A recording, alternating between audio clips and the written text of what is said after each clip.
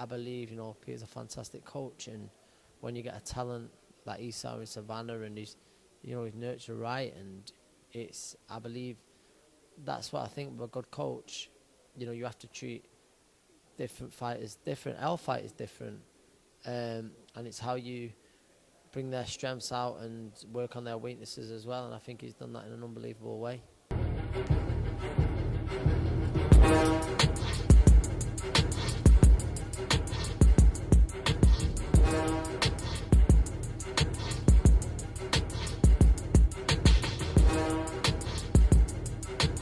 Jackie Lee Price here with Anthony Crolla at the Shields Marshall Media Day. How you doing? I'm good, thank you. I'm good. I'm the great press, and I'm very lively.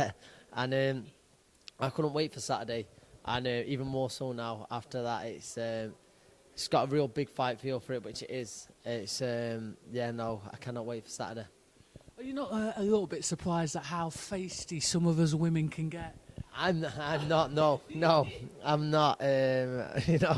My mum can be one herself, so I've learnt from day one how feisty they can be. But I coach a female fight myself. I wouldn't say she's feisty at all. Obviously, you've got to have that side to you. Been around Natasha Jonas for years, helping Joe Gallagher and stuff like that. So it's it's all about the women on Saturday, but some of the fights in there are certainly the main title fights. They got top cards with male world champions on as well, so it's a great show on Saturday. So you're a real boxing person, or what we would call a real boxing person. I hope so. I hope so. I'm not sure. Well, we'd hope so by now. You talk about knowing Savannah Marshall from back in the day. I've known her since the amateurs, and there is a massive, massive change, not only stylistically, but mentally. Have you seen a change, just in private, in those private times, and how will that play into Saturday night? I believe Peter Fiore's done an unbelievable job with Savannah. Savannah, now how she speaks, she's a good speaker now, Savannah, where I remember back in the day she was she'd be very timid and that, and, always a lovely girl, but very timid and stuff, and she's just a much more confident person now. And I believe in a fight like that helps, because obviously Clarissa, she's very vocal and stuff, and to be fair, I thought on the impression front, Savannah certainly won the impression front in the presser. But she what's it called? I believe how she's developed from a professional. I mean, I was speaking to her yesterday, and she says it was mad.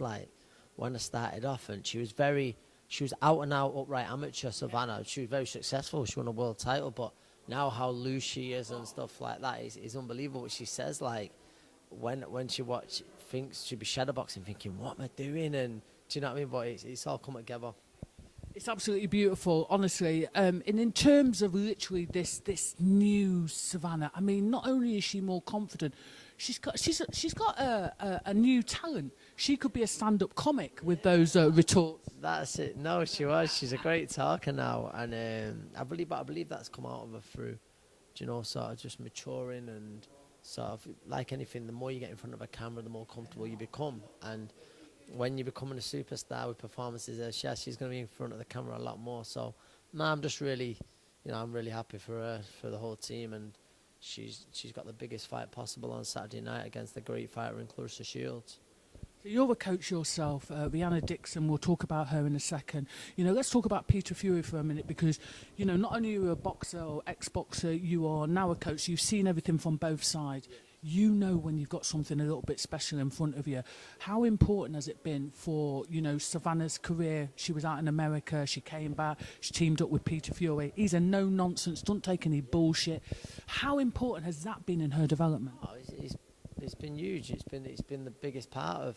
I mean, Savannah's had to do all the work, herself like that. But to put a trust in Peter, he's put on a great plan for her. I don't mean per fight. I mean over the past few years, and there was times where they've stuck with things where someone like Savannah says, she's thinking, oh no, I don't feel comfortable with that. But no, she's put a trust in Peter. So I believe Peter's a fantastic coach, and when you get a talent like he saw in Savannah, and he's nurtured right, and I believe that's what I think of a good coach. You have to treat different fighters different. All fighters different, and it's how you bring their strengths out and work on their weaknesses as well. And I think he's done that in an unbelievable way. Not only has he done that in an unbelievable way, what I like about him, I'm going to be honest, he's probably one of the few people in this sport that doesn't take any bullshit, doesn't play into the bullshit, stays in the background and just does his job. Yeah, no, he does. He's, I like it when Peter speaks, you listen. There's some coaches in the UK, like, the same, he's been around the block, they've been around a long time. So when they say, I'm a young coach myself, I want to learn from them. And he's one of the people who I look up to like that and listen, to when he speaks, whether it be in an interview or anything, and just how, he says things, because I try and take things from that myself. Talking about the Savannah's movement and stuff like that, I've tried to film and it's difficult because she has just got this incredible, beautiful style. Yeah. So relaxed.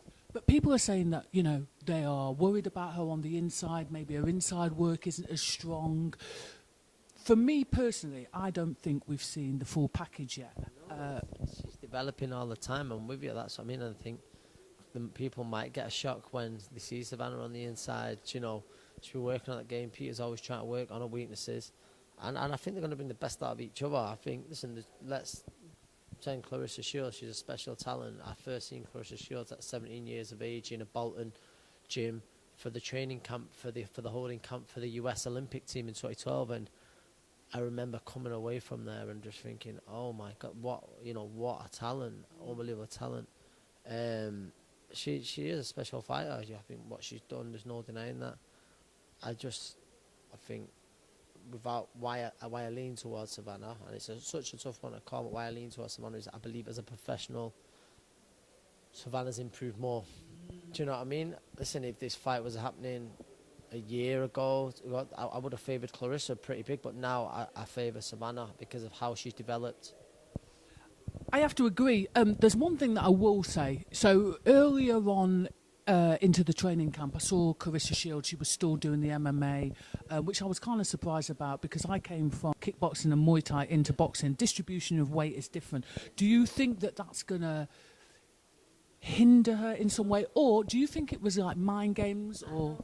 Boxing's always been a bread and butter, and you could probably answer this better than me, but I believe that, in martial arts with some of the grappling, it does come in handy for the boxing. But as you've seen, and some fair play to Clarissa, she fought in the PFL, which I've got a friend who fights in the PFL, and it's a very, very high level. Let's not pretend like she got, she sort of went into the UFC and got fights given to her. She fought a good girl and she, what's it called? But obviously, I believe, you'll be able to tell me, it's like the old saying, but then if a boxer lands in them gloves, in those UFC gloves, yeah, he does, but it's so different. 9 times out of 10, that won't, more than 9 times out of 10, it's like, for instance, like Tyson Fury, Francis Ngannou, when people say, how do you think wins in the boxing fights, it's embarrassing. But then I'll also say the same for an MMA fight.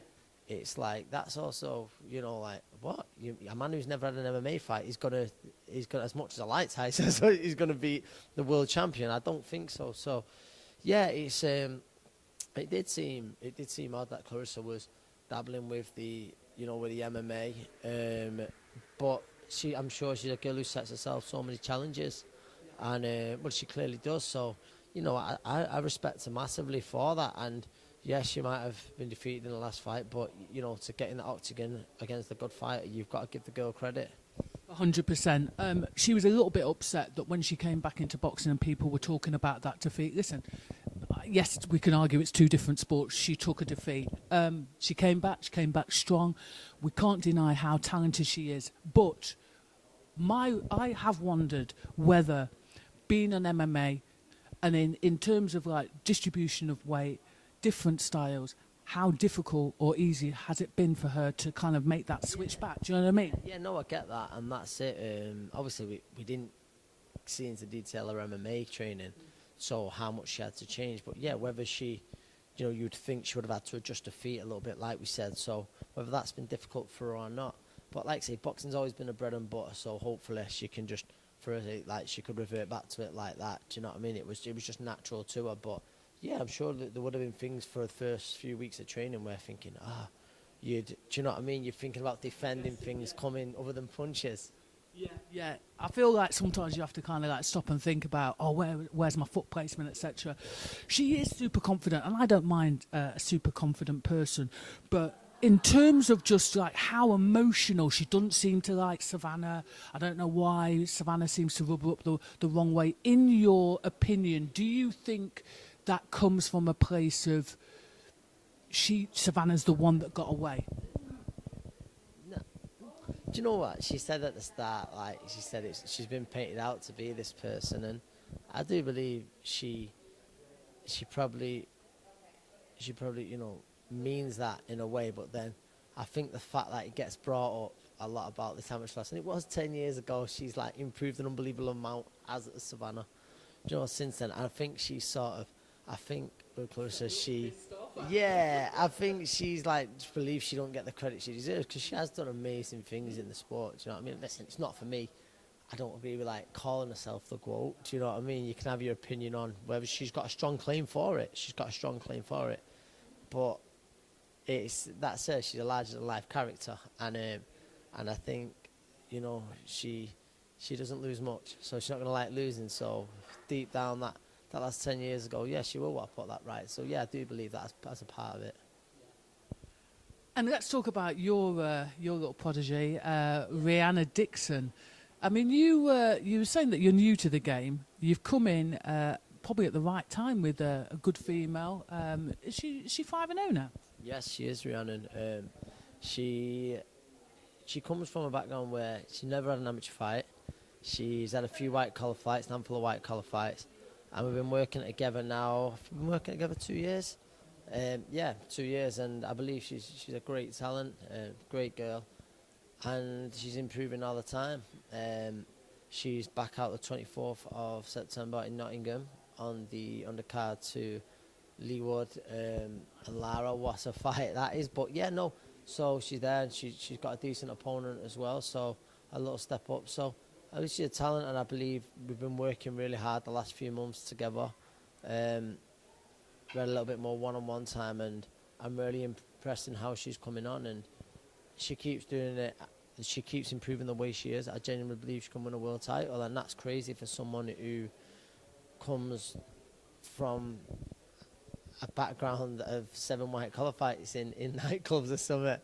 Do you know what I mean? That sounds mad, but it is, and but like, you know, southpaw. She's a good athlete. Like the weight she can throw about. She used to be a dancer. She can do a bit of everything. She can run. She's a good all rounder, and I just believe she's a very good athlete. I'm not saying like, you know, Alicia Baumgardner. She's a great athlete. I'm not saying she's out of that level yet. But, you know, when people are doing it right and the fantastic athlete, she can work with those kind of fighters, and she's improving all the time. Sometimes fighters don't always translate well into coaches. How are you enjoying that process? I'm enjoying it. I'm learning. I've got a lot to learn. I'm a novice coach, but I've been around it for a long time with the amateurs and stuff like that. Sorry.